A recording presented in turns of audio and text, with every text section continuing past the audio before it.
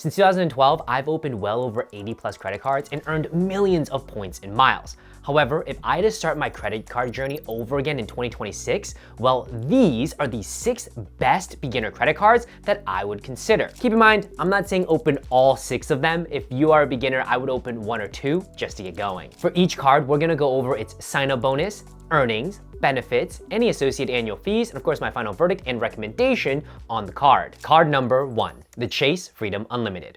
Sign-up bonus. You will receive $250 after you spend $500 within the first 3 months. In addition, there's a 0% promotional APR for the first 15 months. Earnings. This card will receive 5% back for any travel you book through the Chase Travel Portal, 3% back at drugstores, 3% back for all dining purchases, and 1.5% back on all other purchases. Benefits. This card has partner benefits, namely, with Lyft, you'll receive 2% back additional on all Lyft rides, and you'll receive 6 months of complimentary Dash Pass access. The next benefit is unpublished, but it's one of my favorite features of the Freedom Unlimited, and it's the fact that by getting it, you then enter the Chase ecosystem, and so it sets you up to have a banking relationship with Chase when you're interested in the more higher tier cards, namely the Sapphire Preferred and the Sapphire Reserve. And so when you have the ecosystem set up later on, you can take the cash back from the Freedom Unlimited, move those points over to the Sapphire Preferred or Reserve, take those points, move into a flight partner, and then you could do the things like the business class flights with the live flat seats and the champagne and the caviar. Though at the beginner level, not something we have access to, nor is it something that we want to worry about. However, if you are interested to get a jump start on collecting these transferable currencies so that one day you could be flying for free or even business class, there is a portal, it's a travel booking platform called Rove Miles that lets anyone make a free account and you can start accumulating these transferable currencies. And what's really cool about Rove Miles is they are one of the only programs that transfers their points/miles over to Lufthansa. And Lufthansa has this sweet spot booking where you can literally fly from North America to Europe for 88 miles. Yes, 88.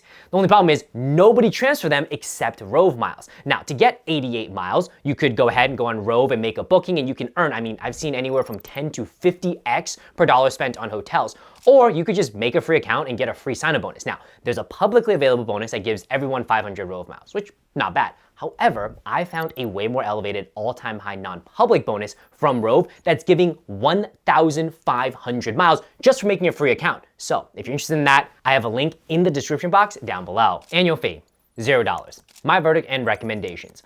I love the Freedom Unlimited for the fact that it lets you dip your toes in the water, get your foot in the door with Chase, and so that when you want to get those higher tier cards, that upgrade path is a little bit more streamlined. You kind of know, okay, this is kind of the next card I'm going to look at without too much thinking. In addition to the fact that all the synergies of being in that Chase ecosystem. Card number 2, the Discover It. Sign-up bonus. Discover will match all of your cash back within the first year with no cap. In addition, it'll provide 0% promotional APR for the first 15 months. Earnings. This card will give you 5% cash back on rotating categories every single quarter. And I'll put a list of what we have currently for 2026, but they can be anything from online shopping to gas to Amazon, just to name a few. And this is gonna be up to $1,500 of spend in that particular quarter. And once you go over that, it goes back to 1% cash back. Benefits, no foreign transaction fees. Annual fee, $0.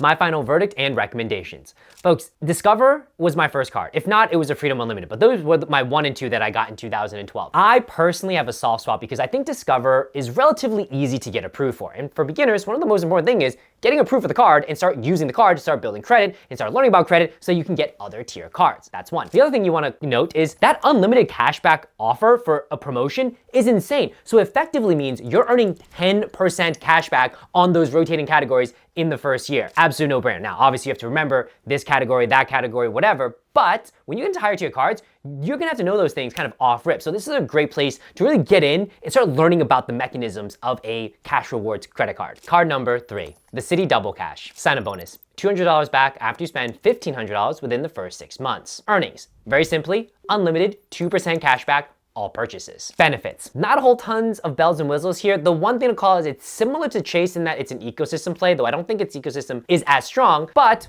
if you had the Citi Double Cash, you could pair it with the Citi Strata, and then your Double Cash can be with the Citi Strata, and the Citi Strata, you can take those points and you can move them to American Airlines, which is one of my favorite airline programs to redeem kind of the razzle-dazzle flights, the business class. But there's not a ton of other cards in this ecosystem. So it's an ecosystem play, not as strong. Annual fee, $0.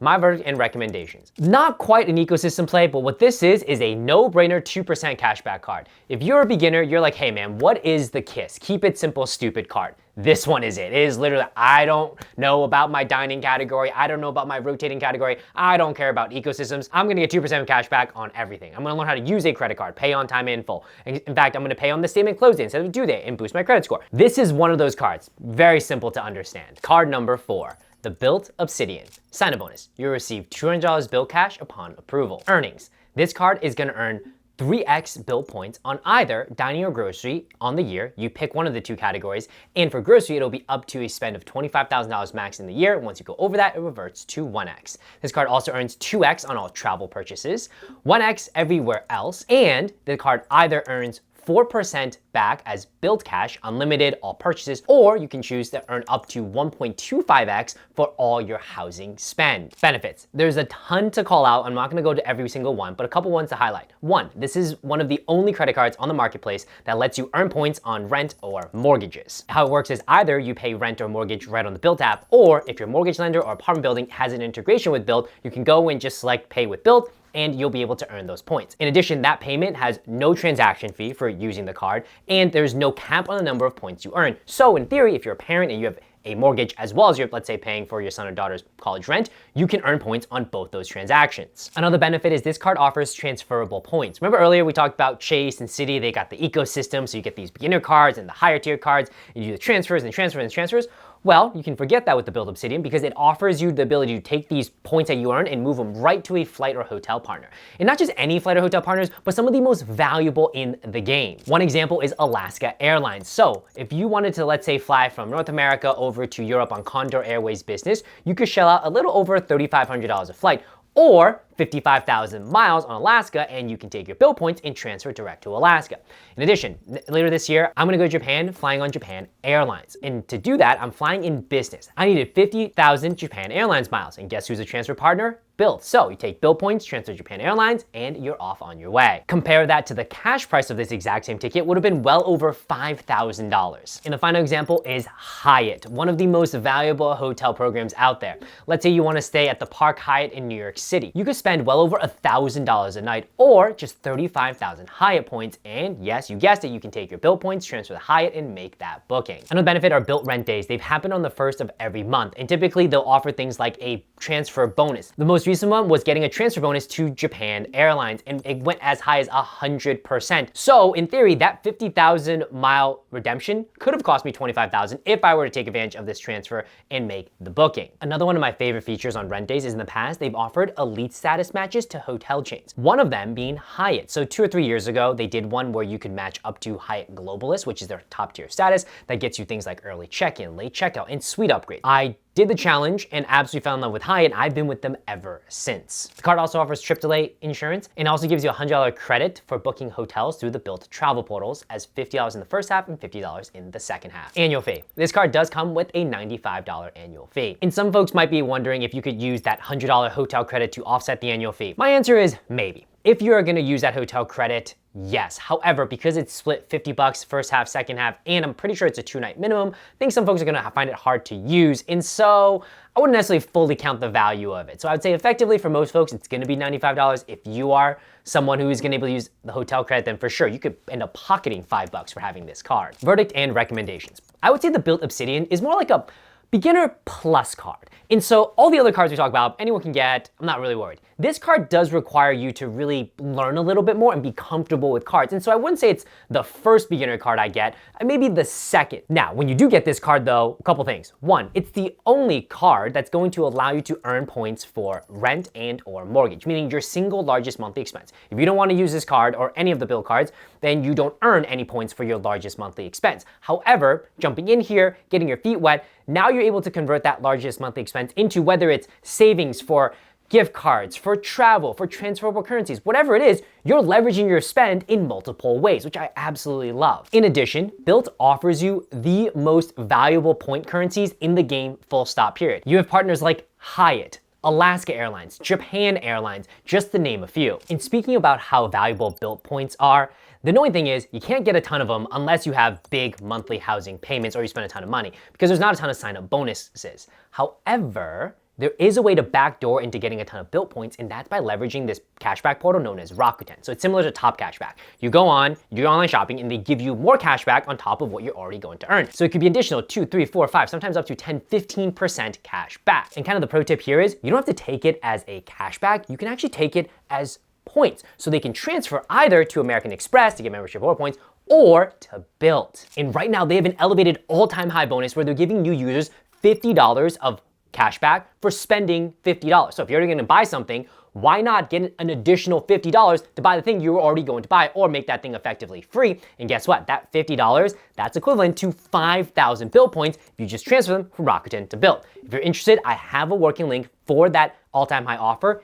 in the description box down below, so go ahead and check it out. Card number 5, the Capital One Savor Rewards Card. Sign-up bonus. You'll get $200 back after you spend $500 within the first 3 months. Earnings. You'll earn 5% cash back for booking hotel, vacation rental, and car rental through the Capital One travel portal. 3% cash back on the following categories: grocery, dining, entertainment, and streaming services, and 1% cash back everywhere else. Benefits. No foreign transaction fee. Verdict and recommendations. I love the Capital One Savor card. I think it's a little bit slept on because it doesn't come from the Chase, American Expresses of the world, but the fact that, A, you got no foreign transaction fee, in addition to the fact that you're getting 3% on dining and grocery. I mean, if you eat food, this is the card. In card number 6, the American Express Blue Cash Preferred. Sign-up bonus. You'll receive $250 back after you spend $3,000 within the first 6 months. In addition, it comes with 0% promotional APR for the first 12 months. Earnings. You'll receive 6% back on groceries, up to $6,000 to spend in that category in a year. 6% cash back on select streaming services, again also up to $6,000 to spend in the category in the year. 3% back on gas, 3% back on transit, and 1% back on all other purchases. Benefits. 2 I really love. 1, $120 credit to Disney streaming services as $10 a month. The other benefit is it comes with return protection,